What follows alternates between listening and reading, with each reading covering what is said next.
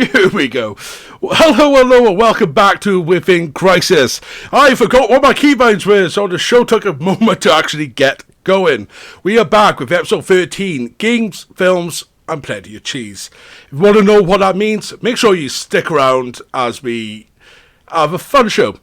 For once, I'm not the one setting up today, so Ash, this is your show. How are you doing, my friend? It's very good. It's going to be an absolute shit show because I am terrible at planning this. So I obviously have put together some kind of topics we're going to cover. So when I introduce Mike here, I met Mike through one of the sessions that he runs, the Bad Movie Cinema Club, which he will be mentioning further into the show.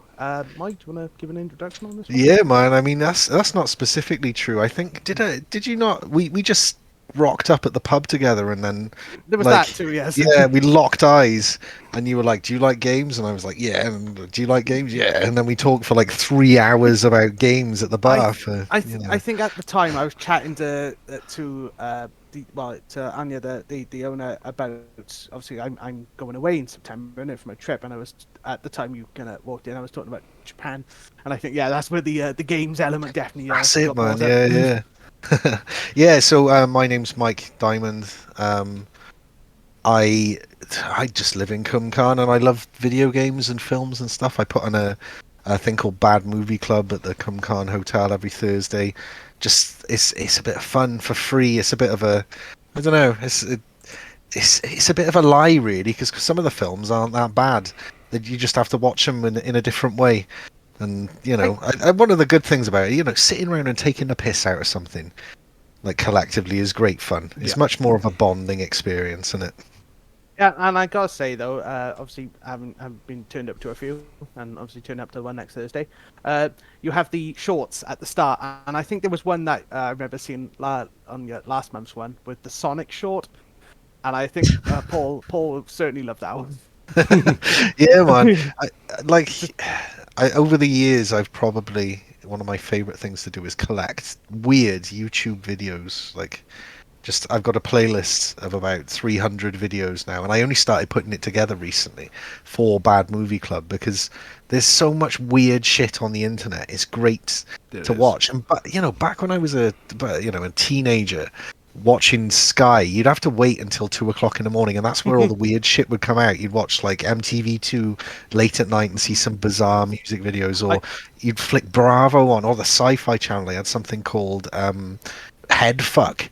That was just nonsense for hours, and then a really shit film. That's kind of the vibe I wanted to create with Bad Movie Club as well. You've stumbled in at 2 o'clock in the morning, and you're fucked. You put the TV on. It's 2001. You're gonna see something weird. That's how like people in the UK found out about anime back in the 90s. Yeah. Yeah. Yeah, exactly. Yeah. Well, that was me. Yeah, I was only a teenager then, so I wasn't like going to the pub every weekend or anything, but that's where I got into anime, watching really weird anime films that they'd imported that are just not highly acclaimed in Japan at all, as well. Things like Blue Sonnet and Wind of Amnesia and stuff like that. Many weird ones we had. But this is primarily a gaming show, as much as we're going to talk about films and stuff today. Mike, what is your journey into gaming? Tell us how it started for you. So, from the knee, really, I remember the first console I ever had was a Game Gear, I think. Sega Game Gear, and I've still got one somewhere. It still works as well. No, does the sound still work on it? The speakers? It still works. You just, the screen's a little bit whited out, but I haven't used it for such a long time. It's still in pretty good nick. Didn't they have trouble with screen rot? As they call it with the. Well, it's fucking CRT screen.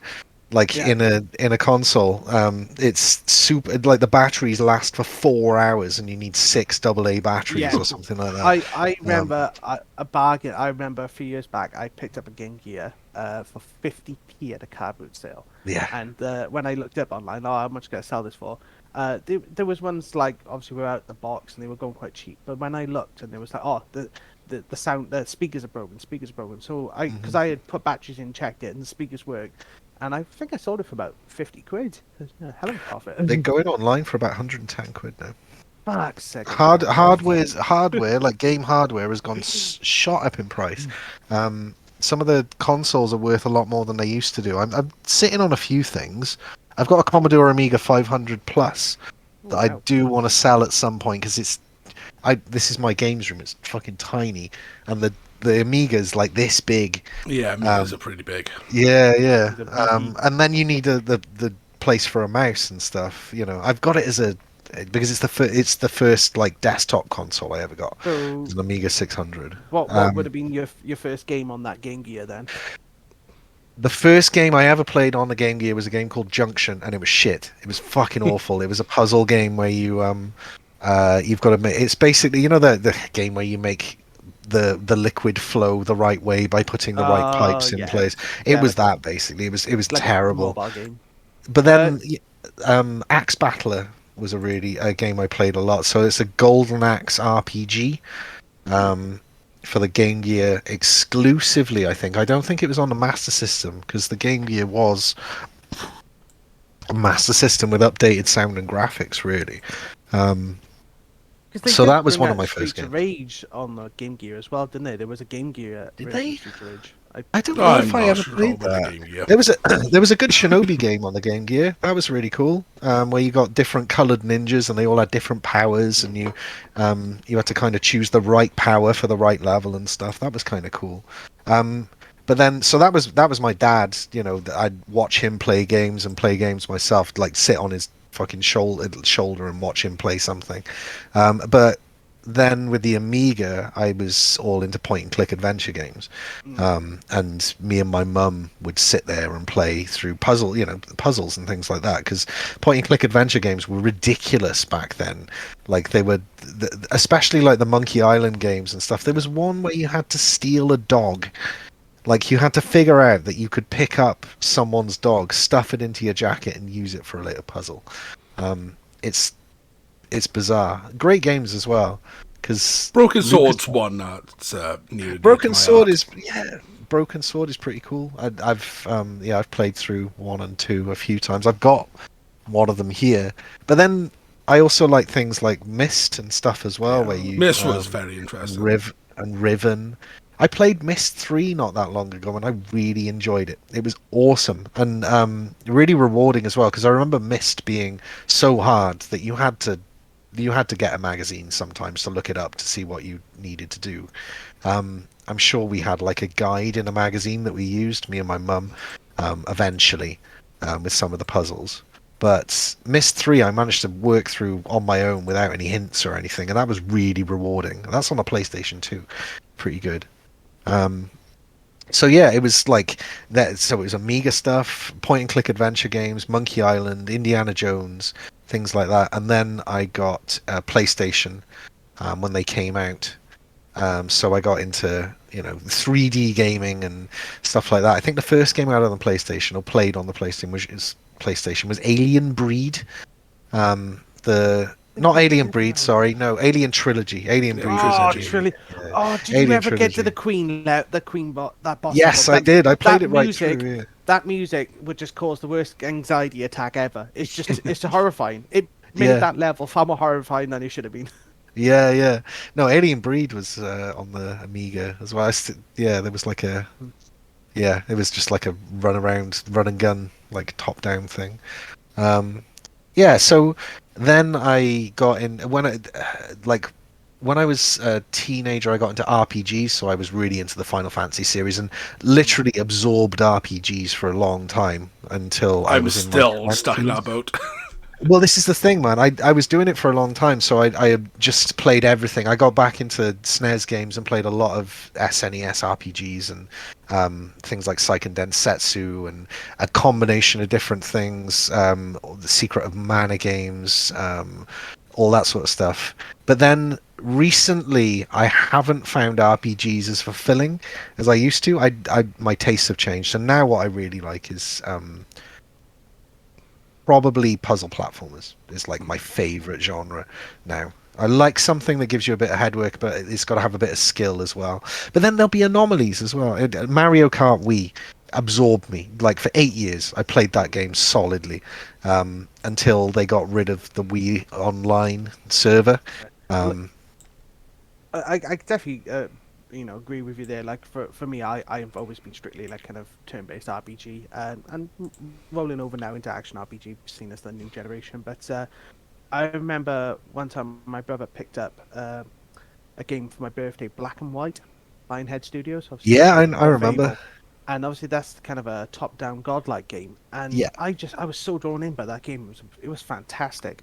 Yeah, yeah. I The never humor. never say no to anything, gaming wise. But I know what I like as well. There's there's got to be something about it. Yeah, Something then- endearing to it. there has to be something endearing. I got to be honest. The game I play more than anything at the moment is chess.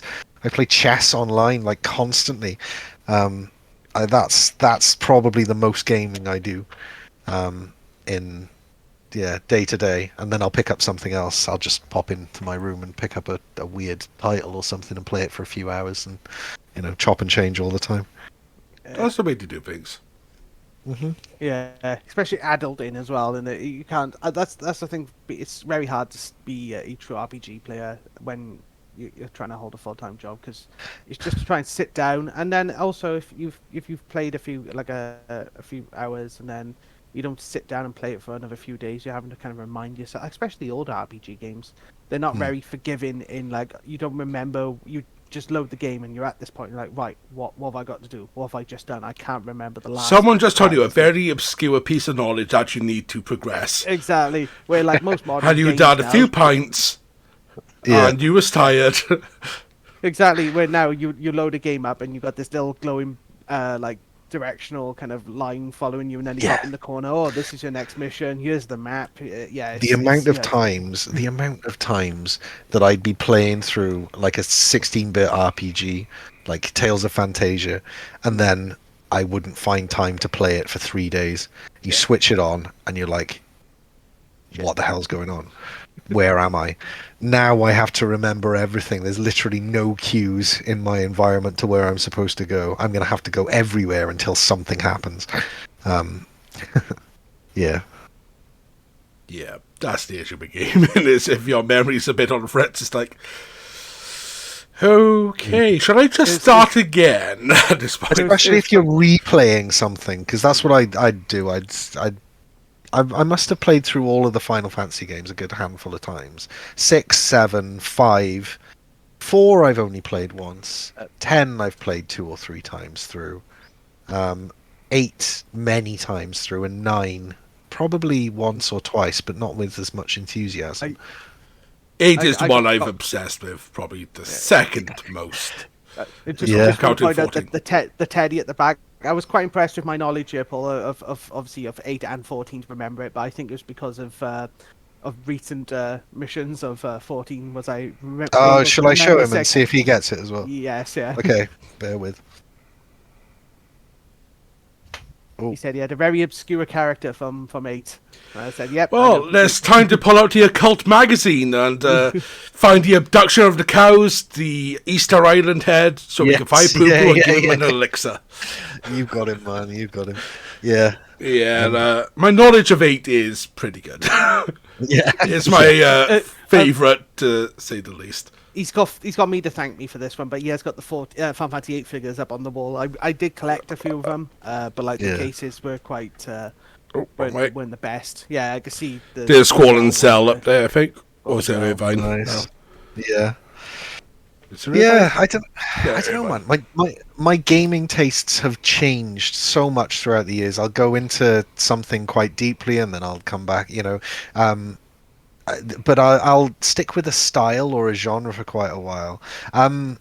I really liked Superliminal a few years ago. That was one of my really nice puzzle 3D game. Kind of, in the same sort of vein as something like Portal as well. Those games were sick, and I never Oh, yeah, played Portal them especially. because I didn't have a. I went for it quite a long time without a modern console at all. it wasn't until the last few years I've got a PS4 and a Switch, and work backwards. My friend gave me an Xbox 360 that has got Portal 2 on it already, so I'm going to go through that at some point. Yeah. Yeah, Portal 2 is one of those games that it makes you think about geometry in many different ways. Yeah. And then you watch someone speedrun a game and you're just like, you're I've watched breaking speedruns physics. of it. Why? Yeah. I've watched a few speedruns of it. They're absolutely mind-blowing, aren't they? Yeah. Did you ever watch the Portal short film that was fan-made? No, I don't think I have. I'll try and remember to send it after the show. It is so well made. It's only a fan thing. It's like 5-6 minutes long, but it's so beautifully done. Nice. The actress they got to play Shell looks the part as well. Big one. That's It's cool. so well done. Nice. Should we? So the next little topic that we had was obviously we want to cover our favorite B-movie / cult or just overall cheese films, which is kind of obviously I know we will bring it back into games, but we definitely want to cover this one as well because everyone's got some weird tastes. So I did mention to Mike, like off the top of my head, Paul, you know these two, but just. I know it's very hard to say now what's your top favorite films. Like I know, Mike, you mentioned earlier before the stream that it's very hard to say what your favorite is because you might have a favorite for a particular genre. But like if I was to pick just out of all the genres, just off the top of my head, like my top films, I have down Ravenous, which is that Guy Pearce, Robert Carlyle film about cannibalism. You know, would have thought.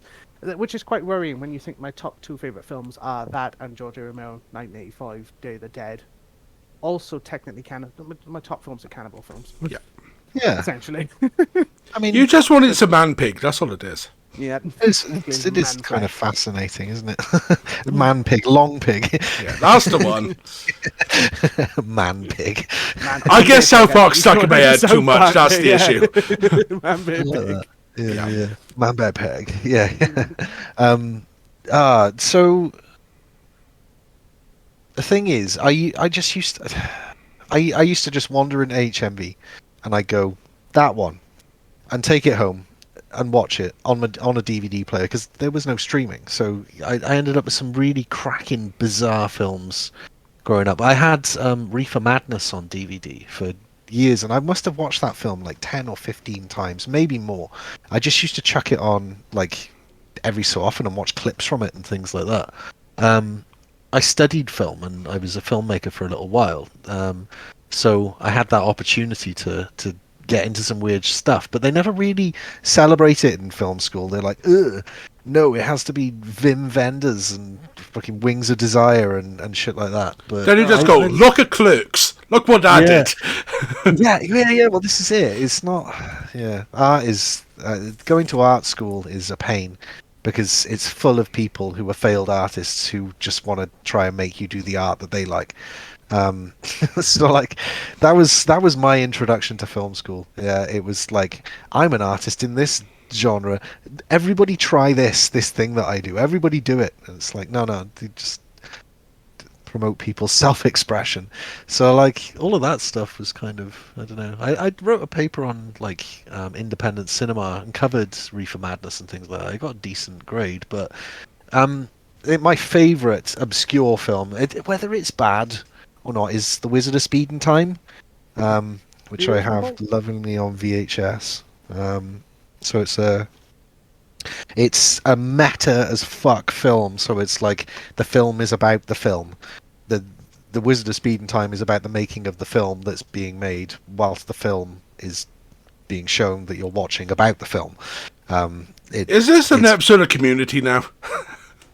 It might be. It might be, but it's by an animator called Mike Jitlove, who was he worked for Disney for a long time and did a few shorts for them.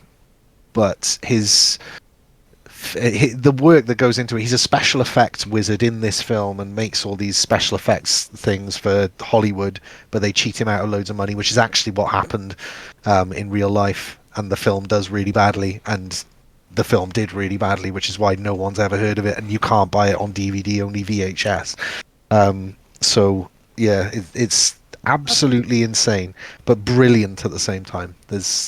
It's got some of the best special effects I've ever seen in a film, and I don't say that lightly. You can't work out how some of the animation stuff. It's incredible.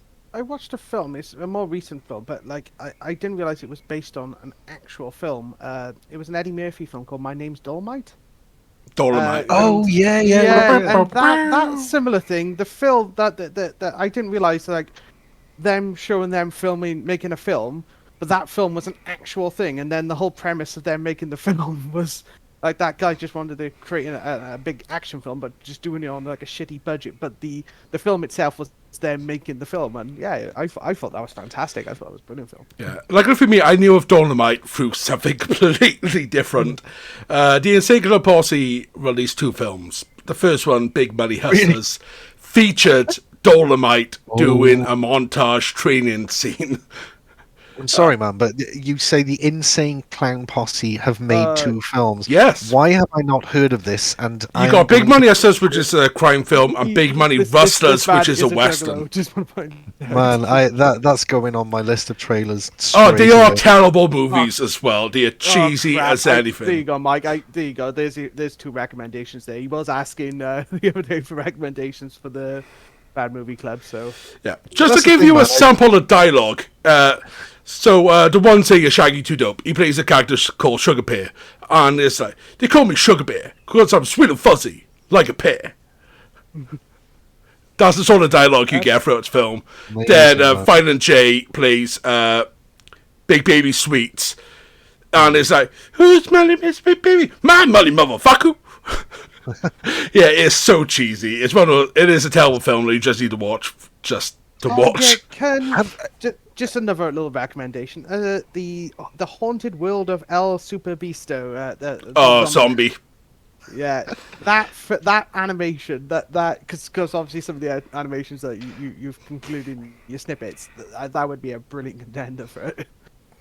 Okay, well, this is the thing, man. I am very aware that wandering into a public space and showing people media is you don't want it. What I don't want it to be is the Mike Diamond's Best Films show. Yeah. Like I want it. I want people to come along and say, "Hey, I've seen this weird thing," and I'll go, "Cool, let's put it on. Let's try and put it on." So that's why I do the trailers at the end, give people a choice, but based on the choices that they've made already. So I'll always try and facilitate that. And that's the thing. It's boring watching films I've seen before as well. I'd rather see things I haven't seen and watch them in that environment. So. Yeah. A cult film I got Ash to watch, it's a couple of years back now, I lent him the DVD again recently, Repo, the Genetic Opera. Like Repo, the Genetic Opera, that sounds amazing. Yeah, it's like a rock opera. It has Anthony Stewart Dead in it. It's really good. Bill Moseley is from Devil's Rejects. And Yeah. It's a really good film. I downloaded 2 films, and because I feel bad for him as an actor, because it's only recently has he got out of the shadow of Star Wars, being Mark Hamill. There were 2 films that he was in, Slipstream and Guyver. Obviously, some of you might know Guyver because of the anime, but Slipstream. Oh, Guyver, the live action film about the alien that slaughters everybody. Yeah. But Slipstream, that's another one to watch for him, and it's Cool, yeah. man. really Mark obscure. Hamill's an amazing actor. He's he is. survived through voice acting for so long. He was. He's an amazing Joker. Yeah, he is the best Joker, isn't he? I guess I'm an animation buff, particularly obscure British animation and things like that. So I do like a lot of unusual animated things as well. And probably my favorite genre of films is documentaries. I love a feature-length documentary. So one of the things I want to put on a Bad Movie Club, if I can, is American Movie. Has anybody ever seen that? I don't think so. It's about a really terrible filmmaker, so it would fit well with Bad Movie Club in like an ironic way, because it's not a bad film, but it's about a bad film being made. and it's just fantastic. It's a great character piece, like proper fly on the wall observational documentary about this guy who's trying to make really strange horror films with his family, and stuff like that. Yeah, that would be quite an odd one to see. Yeah. And since Ash, you mentioned it to me, yeah, it is definitely on my list. Lawnmower Man. Yeah, man. Yeah, that's a great film. So Yeah, iconic, and it made it was weird because it did really well in the 90s. For a it had a video game as well. Oh, yeah. Yeah, That is the game that I'll classify turn me into a gamer is Lawnmower Man. yeah. Is it? Yeah. Yeah, really odd one. Huh. I think another one. Cause you're saying about like British films and just like really, like I wouldn't say straight to VHS, but did any of you watch Sam Neill Merlin? No. Yeah, Sam Neill did. I remember watching it for the first time. My mum used to get the Times newspaper, and it was, you're talking about before the internet. Yeah, they would have, like, every Sunday they'd have a free DVD of some random film, and I've still got the little sleeve and that very same DVD, and it's just such a fantastic film. But it is quite cheesy as well. Yeah. Yeah, I hold that one up there as one of my childhood memory films, and I will keep that. Nice. The first film, what's the first film you guys remember watching? So for me, it's Watership Down, and I was being bathed in a plastic baby bath in front of the TV watching that shit. I was 18 months old probably, and I remember being scared of rabbits for many years afterwards. Because it's That is absolutely horrific. yeah. That's one of my early films. Yeah. So it's a really interesting film though. I've gone back to watch it many times after. The making of Watership Down is incredible because the director died halfway through making it. And they have to basically reproduce his work, and he was a Disney cameraman. So he was a multi-plane camera operator. So he built these massive structures with a multi-plane camera to do those wonderful vignette zoom-ins where you've got stuff in the foreground and background that goes in and out of focus, makes it look really realistic. Some of the tracking shots in that film are absolutely insane. Made by a company called Nepenthe Productions, who only did 2 films. Both of them Richard Adams novels, Watership Down and Plague Dogs. And Plague Dogs is like Watership Down has come off its meds and has started to roam around the community and write poetry. It's fucking depressing. It's one of the most awful, harrowing I haven't things. had depressing parts in it. Jesus, I can't watch this film. No, like Plague Dogs is just a step above. It's Can I ruin this? Can I ruin the story? Feel for you and free. tell you Feel the free. plot? Okay, right. So Plague Dogs is it's about 2 dogs who escape a medical testing center. One of the dogs has had brain surgery and is now psychic, and the other one has been basically drowned every day. So put into a tank of water and forced to swim until the point of exhaustion every single day for many, many months. They escape together, and the entire world has to hunt these dogs down because they might have the plague. And they're chased across the UK. They make friends with the fox, who is slaughtered brutally by a pack of dogs, and then at the end they walk into the sea together to drown. What the fuck? It's what? I think that says everything about the stuff you watch. And Repo the Genetic Opera is definitely going to be up your street. I thought Grave of the Firefly. Yeah, it's Grave of the Firefly. I was going to say, I thought like, that was depressing. My God, man, Plague Dogs is something else. It's just it just drains you. It's like it's got the same vibe as Grave of the Fireflies, but just constantly like flatline, tragic all the way through. I'll go quickly back to Repo Genetic Opera. So the premise of the film is there's a character called the Repo Man. But what he repos back is organs. So you buy organs on the market. If you don't, you can't pay. He comes for them. So you get these people. I think Paris Hilton's in the film of all things. But it's these people really? so addicted to plastic surgery. At one point, the guy's face just slides There off is it off. There is a Jude Law film that is where they Existence. take back organs. No, they take back organs. I think that. Oh, that's Reaper Man. Yeah, Reaper Man. Yeah, that's Yeah. same. But yeah, concept, Existence is not an music. amazing Jude Law film, tying video games and sort of shitty storytelling, but also an amazing film at the same time. Sort of Inception before Inception was cool. I mean, when I was growing up, there was a phase where all of my friends liked Jean-Claude Van Damme and Steven Seagal. They thought that was the coolest thing. You could, like 13-year-old boys growing whispery mustaches and going, "I really like Jean-Claude Van Damme. He looks strong." So, like, there was that period where I must have watched Time Cop and like, oh god, what were the ones where he was a chef? Well, I couldn't tell you. I've watched a lot of Under Siege. watched a lot of Van Damme films. I couldn't remember half of them. No, He usually does the splits, or he's on cocaine, and you've basically called any of his Or films. both.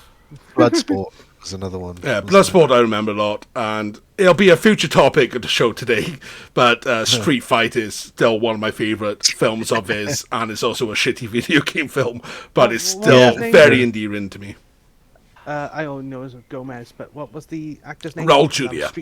Yeah, that was so bad. Like you could see like how much weight he lost when he, because that Street Fighter was his last film, wasn't it? Yeah. And he's so quotable from that film. He was battling cancer when he was doing that. Yeah, that's funny. If that, I'm glad that is mentioned. Yeah, so that was a film based on a video game. That Yep. way round, isn't it? And it was awful. It wasn't bad. I watched Street Fighter the anime the other week. We had a Well, the anime is good. yeah, so I did I don't know. Compared to the I first don't know. live-action Tekken movie, Street Fighter did really well. Yeah. That's not. I mean, yeah. I mean, there were some Mortal Kombat films that were better than the live-action Tekken films. Let's get the live action Mortal Kombat, the first film, fantastic. First one, second one, The they tried to jam second too one, much in. and- Oh, I'm not. It was But lovely cheesy views of as hell. Wales, at least. Totally. Yeah, but cheesy as hell. Oh, super cheesy. What do you expect, man? I mean, people in the '90s thought that muscles and fighting were the coolest thing ever. So, they would just like cram it full of that. That's all they needed. Oh well, I think that came out the tail end of the '80s as well, because like you watch them and it's like muscular men in the skimpiest clothing ever, and then you just look back at it now and we're like, why? Why did we think this was cool? Keep in mind, Yeah. I played the Yakuza games, and in the mainline Yakuza games, every time there's a boss battle, it is rip your clothes, throw it off to reveal your tattoo on the back. And it's just like, this is cool as shit. No, we're in a fight. It does get you pumped. But since you like your animation, The Adventures of Huckleberry Finn and Tom Sawyer, the claymation film. Yeah, man, it's not all claymation. So you probably that it's just the clip where they go to hell that's claymation. Yeah, and that's all I need to remember in the film to go. Yeah. I don't want to be too out of mind watching this. It will scar me for life. That was creepy, wasn't it? Yeah, that scene was. So together. that film, and there's another film, an animated film that has the same sort of vibe, and it is the Adventures of Raggedy Ann and Andy. And it's absolutely off its fucking face. It has no right to be as bizarrely trippy and weird as it is, but it completely is. It's absolutely nonsense. It's like fucking Salvador Dali made it, for no reason whatsoever. The Raggedy Ann and Andy, cloth dolls, but it's bonkers. You've seen about like that stop motion claymation type style. Have any of you heard of a game called? Is it Hilux. Hilux. No. The guy who developed it also did the music for it, Mason Lindroff. And No, I've never heard of him. It is a what's game this- that just puts you on edge. Everything Well, about is it designed. claymation? Yeah, everything is basically basically claymation. It No way. could be something that could go on your on the Bad Movie Club for one of those little snippets of it's very much like watching MTV at 2 a.m. the entire game. Nice. Just yeah. That sounds like my weird. sort of thing. Yeah. So there's Silence is straight up there. there's a couple of claymation games I can think of. There was Skull Monkeys. Do you remember the PS1 game? Platformer claymation. Quite a rare game now. I imagine it's probably shot up in price recently because I haven't looked into it for a while. And that it was like a claymation platformer. There was Clay Fighters as well. Do you remember that game? No, I don't think I'm aware of that. No, It was like a beat 'em up, Street Fighter game with clay characters that could stretch and bend and stuff like that. That's cool. There's interesting film that's so. Have you ever heard of?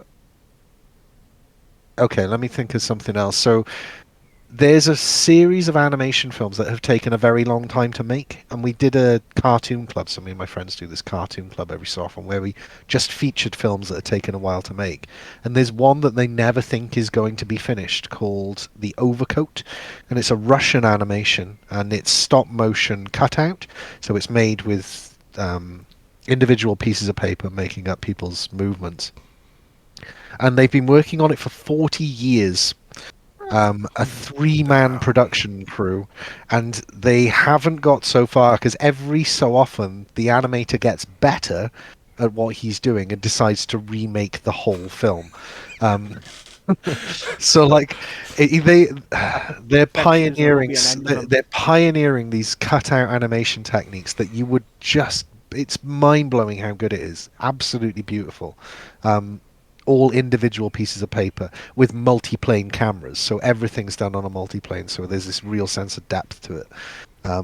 But there's only a few clips available, and it will never be finished likely because the filmmakers will die. Yeah, one of those.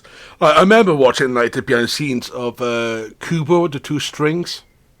Oh man, I love that. What's the animation company called? Henry Selick's animation company.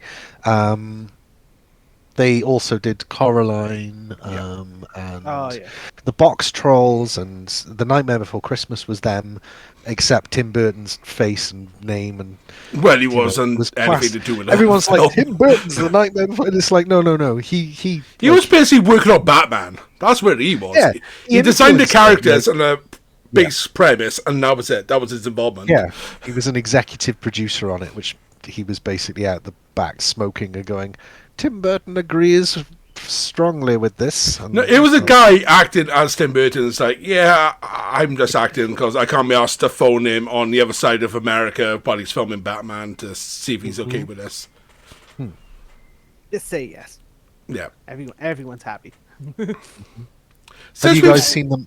Have you guys seen the Mario movie yet? No, I haven't gone around to it. The new one or the 90s one full of cocaine? Oh no, I mean I've seen the 90s one. The new one.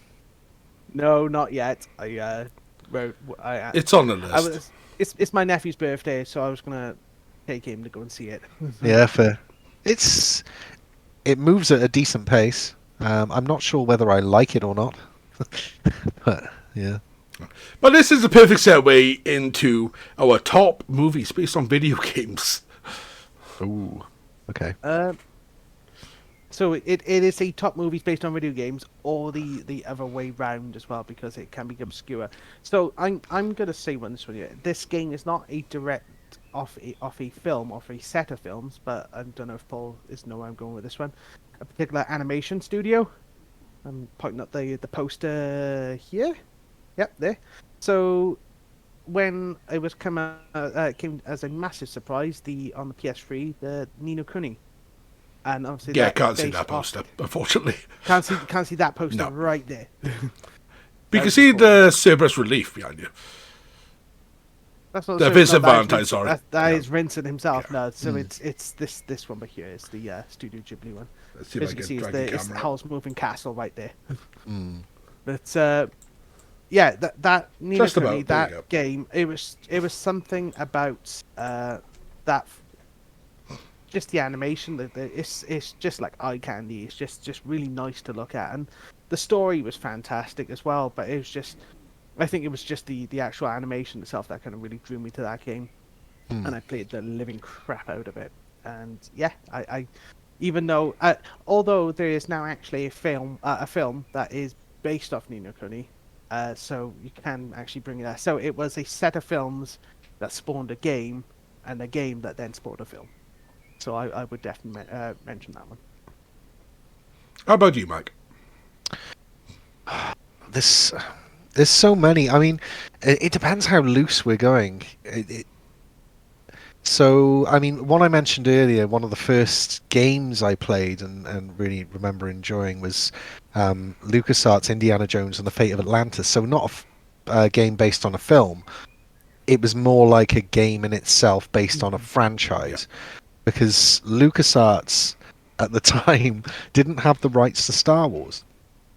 They'd sold off the rights to make Star Wars games accidentally, so they couldn't, even though it was George Lucas's company, couldn't make any games based on Star Wars. So they made these. That's how Hasbro came from being a really small company to a very big company, wasn't it? Exactly, man. Yeah. Ownership of it. So LucasArts made some great point-and-click adventure games, and Indiana Jones and the Fate of Atlantis is like an Indiana Jones film in itself. It's a completely unique story written by Hollywood scriptwriters, so they did a really fucking good job, and it's a really decent point-and-click adventure game. It's logical. It's also got lots of different gameplay elements.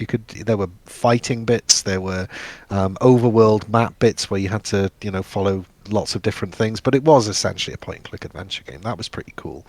I think the games I loved growing up was the Addams Family platformer. I played it on the Amiga 600, so it was a really pared down version of the game. But I just found it so fun. I loved it. I really enjoyed it, and I played it again recently and still find it quite enjoyable. I played the Home Alone games on Mega Drive. Ooh, yeah. They were okay. They were a time. Yeah. They were definitely a time. And then there were some great Disney titles, like particularly platformers. Castle of Illusion was an excellent game. Quackshot's a really decent game. The Toy Story game on the Mega Drive wasn't terrible. It was very fucking hard, though. Yes, it was hard. I remember that Ludicrously hard. It wasn't too bad for the PlayStation either. They re-released was it Aladdin and the Lion King that was on the Mega Drive, because they were quite well polished games. Virgin Interactive made those games. They put some really good effort into. They kind of developed that Disney game look where all the platforms blur into one. They also produced Earthworm Jim, the platformers, and did a really good job of having hard as fuck games though. The Earthworm Jim platform was rock solid. Oh yeah, spent many an hour trying to get a decent chunk into the games. There was some good arcade games as well that I guess you discount unless you got MAME, and I got a Raspberry Pi with, I don't know where it is, with like a load of different emulators put on it, and there's about 12,000 MAME games on there, so I've got everything pretty much that was ever made on arcade. Alien vs Predator, the beat 'em up. Oh my fucking god, that game is insane. It's so good. Really great beat 'em up. And then you had like the arcade classics like Tron. The Atari versions of Tron were wicked. Really good fun. Those biking things. A moment, I gotta open a window. Yeah, you open a window, but my choice is going to actually be the live action. Well, I say live action. The CGI adaptation of Ratchet and Clank. Oh, okay. Oh, as a game, I've not seen that. There was when they re-released Ratchet and Clank for PS4, they released a movie alongside it. Both of them basically same plot, just obviously with the game you get all the levels, you got collectibles and all that. But it's really done well as a film. As a standalone thing to just sit down and watch it, it's what it's meant to be. It is Ratchet and Clank. It's got the humour. It's got Quark being the coward that he is. I've never played a Ratchet and Clank game. If you like platformers, they're really fun. Cool. This is probably a good one to mention for you, Mike, because you mentioned earlier that you hadn't had the time to sit down to play a Persona game, that you're talking about, especially Persona 5 recently, 120 odd hours. that talking about games that have become films, they've essentially done Persona films, and what they've done is More taken TV the- shows. If you, Persona 3 was films. I 5. think 4 was TV show, wasn't it? yeah, 5 5 was the show. Yeah, like a short. Yeah, you say a show, but it's like what 8 episodes, wasn't it? Yeah. It's like a short animation. But yeah, so essentially, if you haven't got the time to really sit down and put 120 hours into a game, you can which I think is a fantastic idea. Just because it's quite sad, like that we won't get to experience some storylines or some like stories just because we haven't got the time to sit down and play the game. But it's kind of like they catering for like two types of people. They're like people who want to play games, have got the time to, or the ones who want to play games. But here you go. Here's an animation there, so you can talk about it with the friends who have played it. Nice. And I think So- they're all up on YouTube currently. Yeah. Cool, man. I think it's not a film, but it is an adaptation of a video game. Have you ever seen the single episode Chrono Trigger anime? I have not. I haven't. It's absolutely fucking brilliant. It's only 25 minutes long. It's one episode of Chrono Trigger, basically as a skit. It's like it all takes place around the Millennial Fair that starts at the beginning of the game, and it's just fast-paced silliness all the way through. It's brilliant, so funny. You said you played Final Fantasy 5, and you've gone for the originals. Yeah, I've played 4, 5, 6, 7, 8, 9, 10, and then 12. But I haven't played. I've played a version of 1, 2, and 3. Do you remember they did Chronicles on the PS1? Yeah. Yeah. So that was an amalgamation of Origin. 1 and 2. Yeah. Yeah, Origin. Origins, That's it. Yeah, yeah. And then you had Dawn of Souls on the Game Boy Advance. I There's was so gonna say many Final Fantasy re-releases of 1 and 5. 2. Have you watched Final Fantasy 5: Legends of the Crystal? There's an animated film that's essentially a loose sequel to Final Fantasy 5. No, I haven't. I've watched the Final Fantasy 5. Not the Final Fantasy anime. Final Fantasy Do you know the Unlimited. one? Yes, Final Fantasy Unlimited. Yes. That's it. Yeah, yeah. Yeah, you know what's so funny? I remember I watched around the time I watched Final Fantasy Unlimited was around the same time I watched Spirits Within the film. Me too. Yeah, yeah. And they were so far away from like the premise, the idea of the games. It kind of threw me off a little. I think that's why the Yeah, film did so bad. Yeah, I think so too. I mean, yeah. Did you? It also almost completely collapsed Square Enix at the time. But Yeah. that there, Final Fantasy Legends of Crystals. You'll have to give that was one. was it any good? It's like- actually I did enjoy it. I do enjoy Legends of Crystals. Cool, man. I mean, there was. What else was there? There's so many adaptations. Like we mentioned, the original Super Mario Bros. Live action movie, Yeah, which is just a Bob fever trip, Hoskins. and I love it. Apparently, they were. They just got fed up with everything, and they just got absolutely fucking hammered on booze all the way through that. Yeah, It wasn't so much of a drugs thing; it was just like we're drunk as fuck every day on set doing our thing. There was some terrible adaptations. Did you ever play the Blues Brothers game? Yes, I think I did. Yeah, that's fucking appalling. It's like a platform game where an 8-bit platform game, and you're just jumping around. Most It's- film adaptations during the PS2 to the PS2, PS3, Xbox 360 area were fucking nightmares. It was in development for a couple of months to make a time slot of the film's in cinema, we need the game out. And it was just the most awful fucking experience.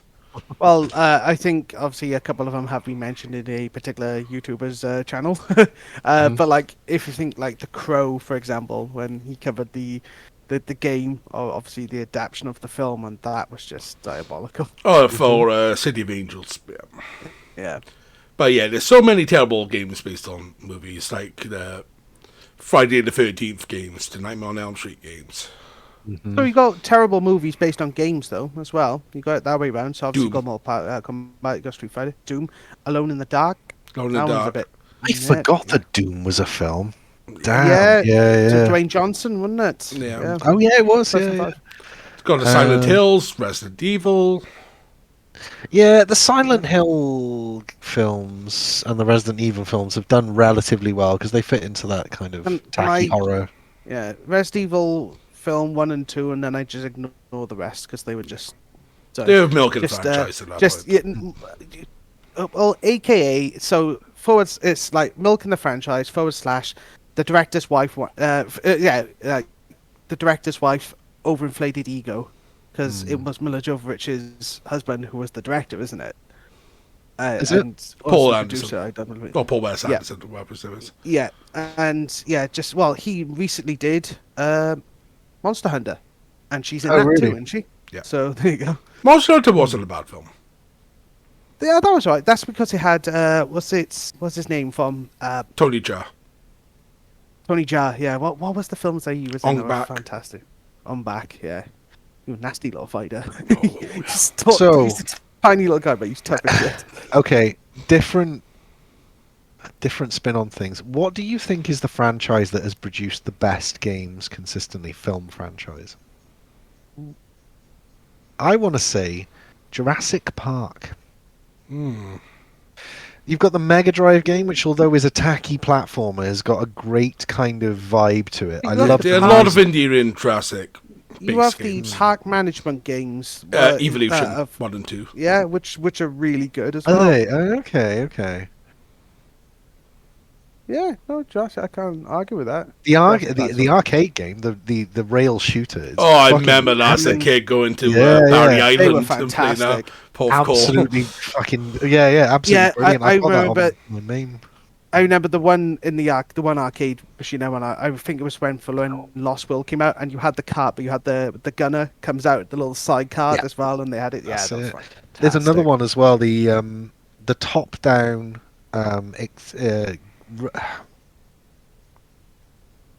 kind of top down adventure. So Yeah, there's guess- so many of them. Yeah. Zelda with a gun. It was pretty good as well. Had it on the Amiga, but it had a SNES release as well, I think. Skills that made the best kind of thing.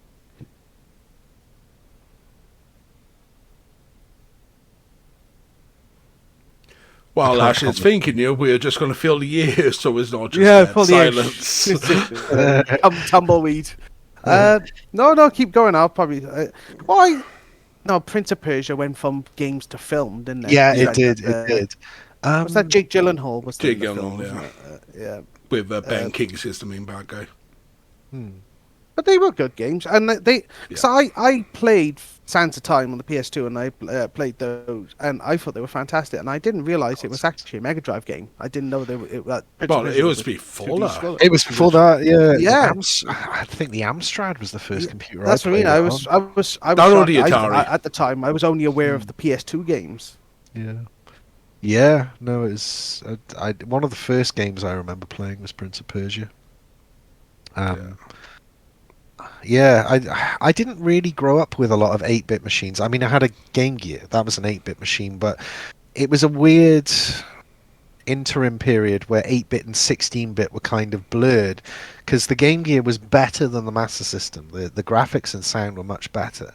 So the games had been reprogrammed, redesigned to fit that kind of bracket. So it was kind of like just underneath that 16-bit because some of the Game Gear games were excellent. Wonder Boy, The Dragon's Trap, wonderful game. First open world game I played, I think. I see. Go No, what I'm thinking in my head, because I'm going about it the wrong way, but that's because there'd be a game series that's doing so well that then they make a film adaptation of it. Obviously, the most recent being Super Mario, but before that, Sonic as well. It's Yeah. Sonic was Seems good to be the new- adaptations. Sonic Jim had Carrey as adaptations. Robotnik was just perfect casting. Yeah, but I mean, it's changed, hasn't it? Because back in the day, they were all cartoon series. You had like the Super Mario Brothers Super Show on a Saturday. So That had many different Sonic Sonic ones. Adventure. had Zelda with that fucking like "Excuse me, princess" like catchphrase that just Oh, makes my God, Daffy. blood. Oh, you were saying about the point and click games. Did you ever play the point and click Zelda, like the Zelda games? No, I've heard of them. Because though. that wasn't an They're official absolute Zelda shite, game, to be right? fair. Yeah. I've heard about them. Game? Oh, no, it was 32X or something that came out on? I can't remember. I played the Or Sega CD. It was one of those. It was on a weird I system. played a Mario when I was a kid. I played a Mario learning game at my friend's house where you had to navigate a city and learn things about it, but it was set in the Mario world. It was like an unlicensed, crappy, weird Mario game. And then there were the rip-offs as well. Do you know the Great Giana Sisters? No. No, it's a. It's basically Mario just ripped off the Super Mario Brothers, the Great Giana Sisters, and it's just the same stuff. But it's a really They rare put long game. hair on the animations. Was it? No, they redesigned the game, and a few people swear by it and say it's an excellent game. If you want an original copy of it, $3,000. Bloody hell. Yeah, it's one of the rarest games of all time because it literally got sued by Nintendo and pulled off shelves. So. That doesn't sound like Nintendo at all. No. No, of course not. But that whole like grabbiness with Nintendo set us up for some great games like Castlevania, Oh, yeah. Bloodlines, the new generation, which I've got. I'm holding on to that. Yeah, as fucker. much as we're trying to limit it to film, but the amount of amazing TV series we've had in recent years based off games. I know, right? Castlevania being one of them. I've not watched much of it, but I've heard it's excellent. Oh, Oh, the yeah, And I animation. will. Yeah, I like. Is it Trevor Mormont? No, Yeah, Trevor Belmont. Belmont. Trevor Belmont. Yeah, the humor and in the animation and like it's a lot of gore, but I think it's the humor that stands out for me. He's quite witty. Yeah, Would you rather have a pint to have sex? Right now, I want a pint. Why are you storming off? the So I've- well written. Yeah. No, I've not watched a lot of anime recently. Cyberpunk. Edge the Runners was anime. fantastic. Yeah. I need to finish that actually because I was really enjoying it. It's pretty good. I've never played the game, but I've heard it's not great. So Well, if you want to get into like universe, because what Ash said, you like your Dungeons and Dragons sort of stuff. I do. Yeah. I play Get D&D into every- Cyberpunk 20. yeah 2077. 2055 or something. Something like like that, yeah. 55. It's one of them. Yeah, the tabletop. It's Yeah. a very complicated system, but the campaigns are meant to be really good. that. Okay. I think it's 2046. 46. I can't remember. Something like that. Numbers. It's a sad thing. I'm The going to future. say it's not that far away. Yeah. It's the sad Yeah. Yes. And unfortunately, I don't think the real world's going to be as exciting or as scary as it. It's going to be very boring and shit.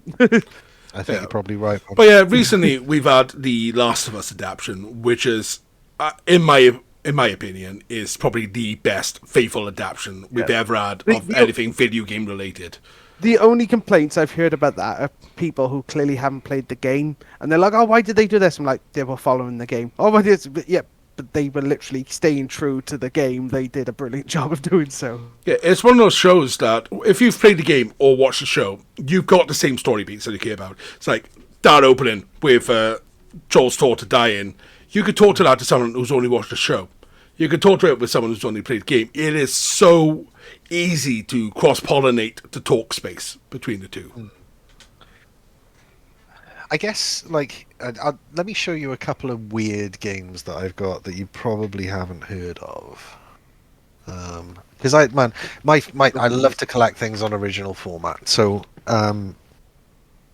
so this game, it's The Violinist of Hamelin. It's for the Super Famicom, and it's an action puzzle platformer, and you play a violin player who has probably one of the most abusive takes on his sidekick ever. So you play as the violinist who has this this attack. You do this thing, but you also have a female sidekick, and you can pick her up and throw her at enemies. But you also force her to dress in a costume, which has a specific power that allows you to pass through the levels. So it's kind of like Sonic and Tails if Sonic was a dom. Well, It's like- didn't didn't Leon Kennedy kind of do that when he got Ashley to dress up? Well, you can get that the knight's armor suit, and when they try to pick her up and carry her off, they all end up like dropping her. It's brilliant. Wonder if they're going to keep that in the more recent one. Yeah, The I other haven't game- played the remake yet, so I'm not aware of that. The other game, one of my absolute favourites, is Survival Kids. Yeah, That's a you game. did mention this one. It's like a open world roguelike survival game for the Game Boy, but it works really well. And it's very difficult but rewarding at the same time. I love it. Oh, yeah. obviously, I mentioned earlier Nina Kuni. The one thing, have you ever heard of this game or played it, Mike? It rings a bell, but I haven't played it. Right. I can't. One of the things, Paul's probably going to know where I'm going with this. The one thing that shocks you is when you get introduced to a character who is a fairy, but he's like a toy that comes to life, essentially. And he's Welsh.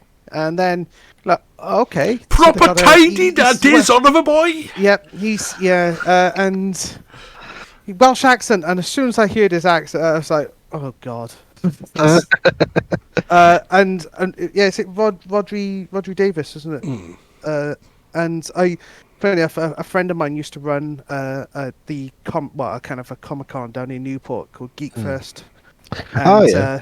yeah, I used to work with the lady who used to run it with her partner, and I remember the one year I helped kind of look after the guests that they had there, and yeah, no, it's just Stefan Rodri, is it? I believe it was.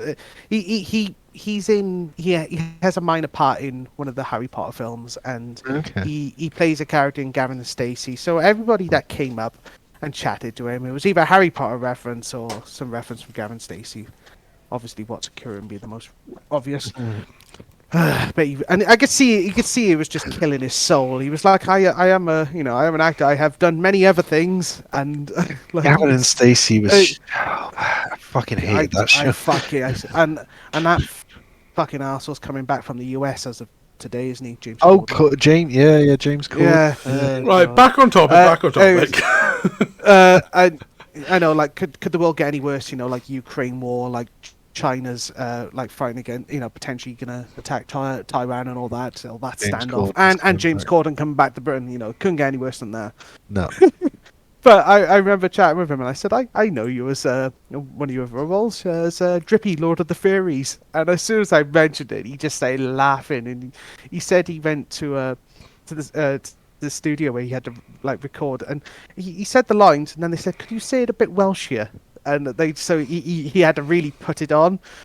But he said the one thing that did make him laugh was like when because the game got released in America first, then in UK, but it was adapted where it was the voice actors from Britain, and everyone's going, "Oh yeah, Drippy Scottish accent's fantastic." Like, not Scottish. Yeah, and you get to a scene in the game, and like this island full of all these really kooky fairies, and they're all Welsh, all of them, and I'm just like, oh, fantastic! Just the whole. Yeah, just Welsh take the piss out of us representation, right now. can't complain. There's a Yeah, game that I've were got. a bunch of fairies.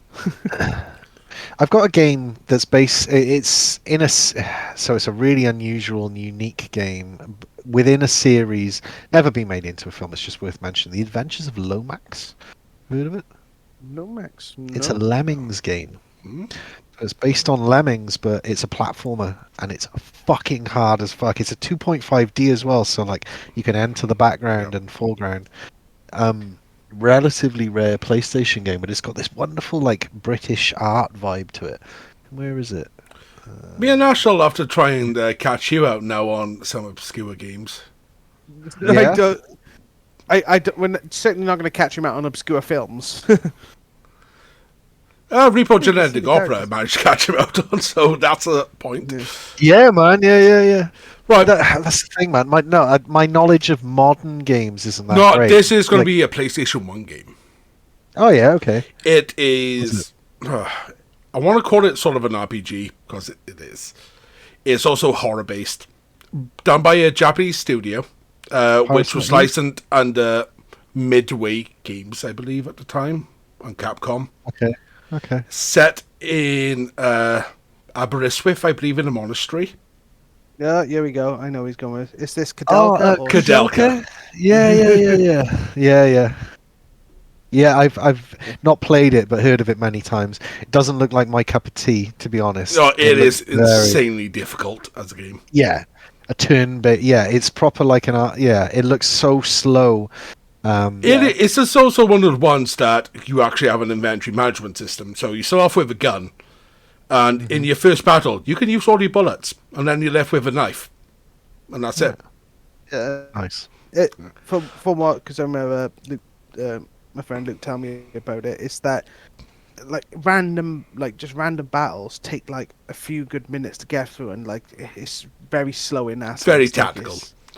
And then you go to the sequel games, the Shadow Arts trilogy, and then you get a roulette, well, basically a roulette wheel combat system, which was very unique, very difficult to master unless you're really good at rhythm style games. Nice. Fair play. Yo, do you mind if I go off camera and smoke? That's okay. I'm still going to still be on audio. Still be on audio. Yeah. Probably not that obscure because Paul, you'll know these ones, but the Golden Sun games were a very niche series of RPG games. I've got Golden Sun for the Game Boy Advance. I've never played it though. Ooh, which one? Lost Age or The Golden Sun? first one is just called Golden The Sun. first. I definitely recommend playing it. Such a good game. Although one of those games that kind of punishes you, that it doesn't tell you. Like you collect these Desian, they call them, the like the elemental like characters that these like animals that you collect, and you get to like one area of the game and you can see one up on this like platform, and you try to get, and you like what you realize is that you need to come back to that area of the game further in the game, from the fact that there's certain abilities that you unlock that allow you to like cause plants to grow faster, so then you can climb up the wall and all that. But so it's a very puzzle. There's a lot of puzzles to that game. So if you want like an RPG game that has a lot of quite challenging puzzles to it, the Golden Sun's fantastic. Okay, I'll have to check it out, man. And the other one I'm gonna see, if you know, again, Eastern Company, even coming out of Japan one more time, a fighting game, Hergies or Herkies. God bless the ring. I've got it. Nice. I've got it on. I've got a chip PS1, so it plays multi-region. Yeah, I've got it, guys. Yeah, it's also the Japanese version has got an RPG attached to it. But I can't a play Deep it 'cause it's Dungeon, in as the Japanese. format is called. Yeah. I don't know what's going on. It's all in Japanese, so I can't play it. But yeah, Yeah, that was attached to the PAL release as well. was it? Oh, okay.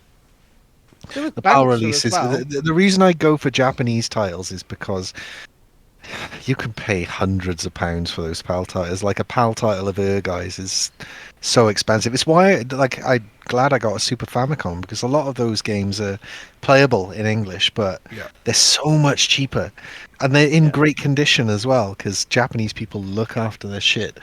Yeah, Like an RPG, me and copy.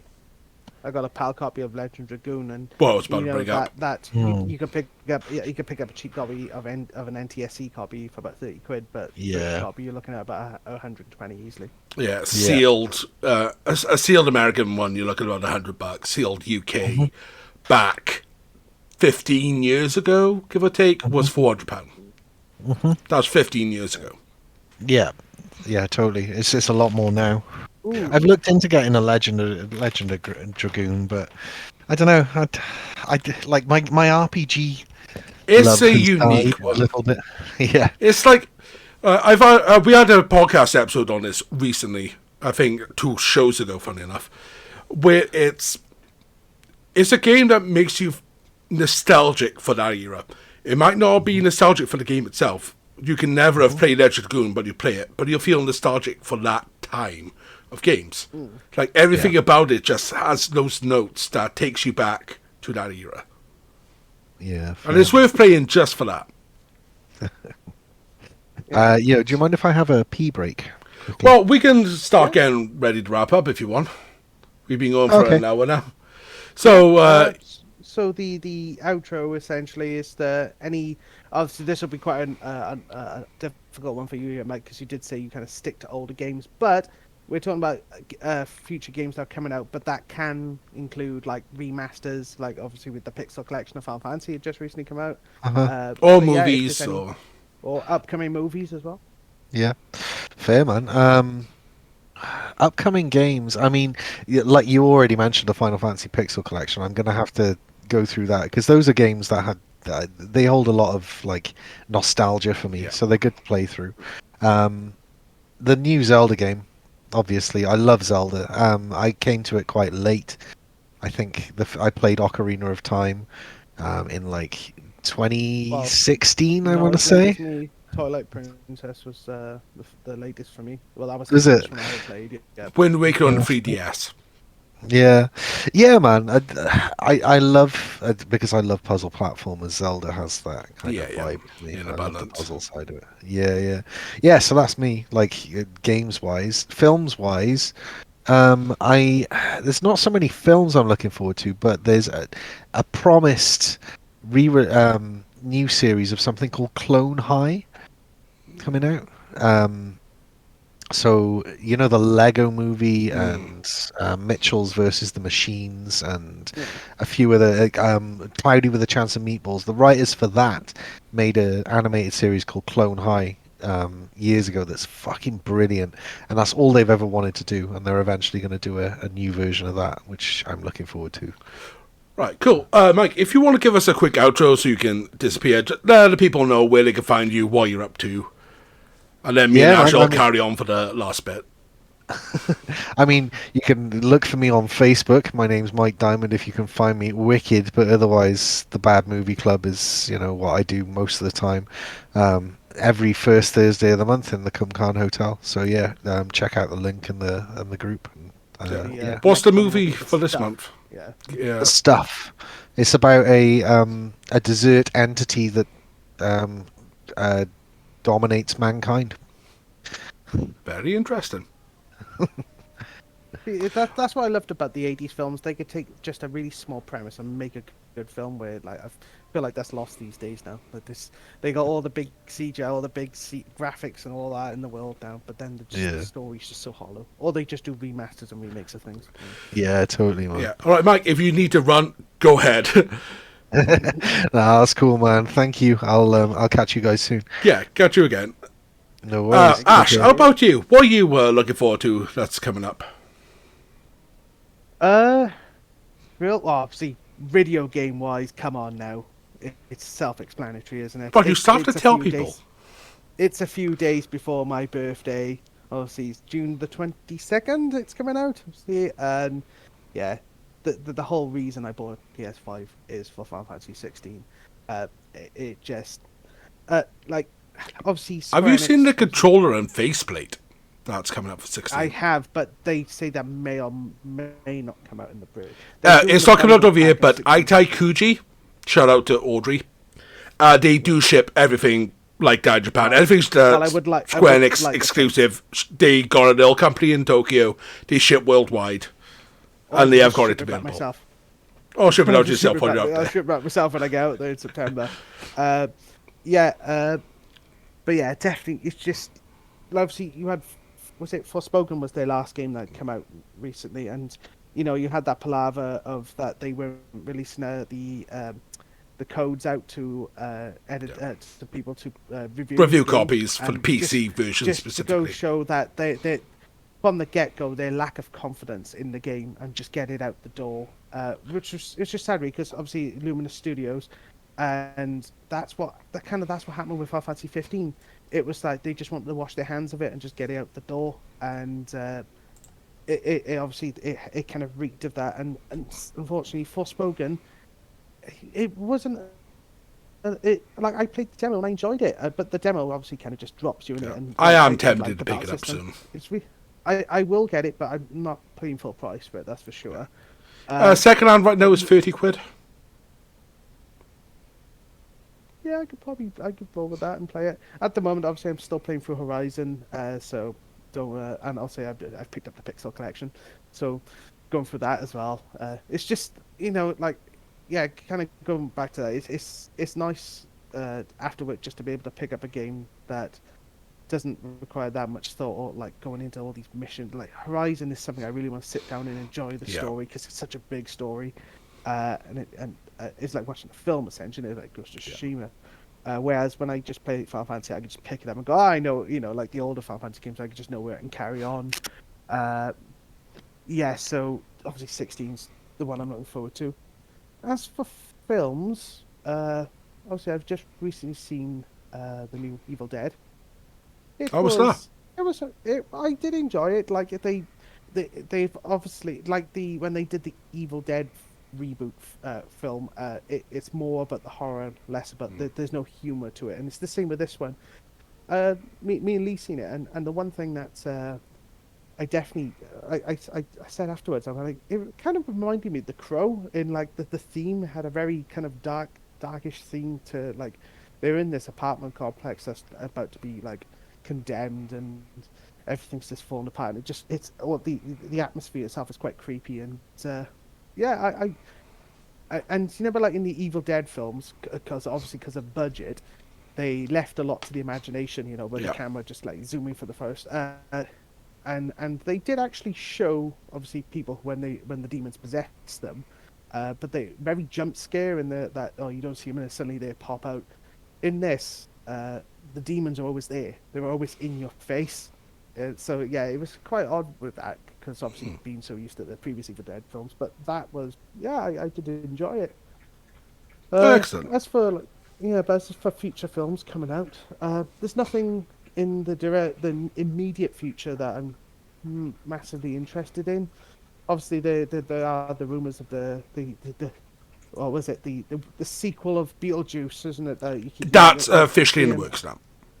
It's officially the works. And so